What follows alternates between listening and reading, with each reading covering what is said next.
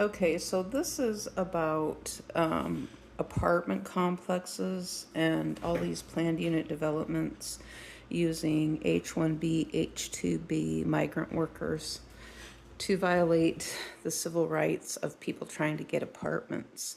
And so, because they have their computer set up the way it is, this means that H-1B, let's just stick with H-1B, H-2B, they could be doing it too. Any of them under the migrant program, we should just call it the migrant program, can be violating American citizens' civil rights from having a place to live.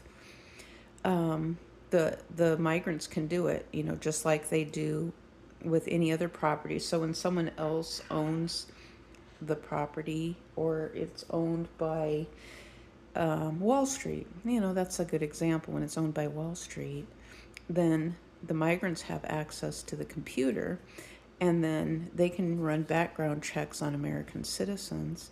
Well, how secure is your information? Because it's an exchange of information. Now, I know the FBI at one point was talking about how they had used what their search is, just to look up information on people for personal use. Well, now you have the migrants having access to that through the corporate H-1B migrant program. They have access to probably similar information, maybe even more in some cases, than what even the FBI has. So I know the FBI is classified, but at the same time, you can have migrants under the H-1B program looking through, doing background checks, violating the Fourth Amendment on American citizens. And I think this is something that should be a consumer alert. Yeah, a consumer alert, because a lot of these planned unit developments that they have done in these apartments, they thrown up really fast.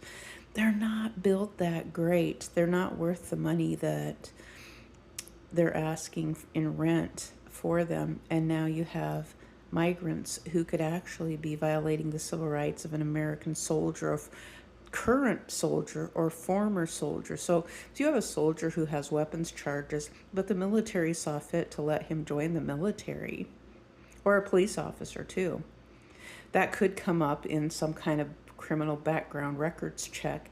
Then you're denying a police officer or a former military soldier using a migrant worker through the H-1B migrant program. And so I hope this makes sense right now.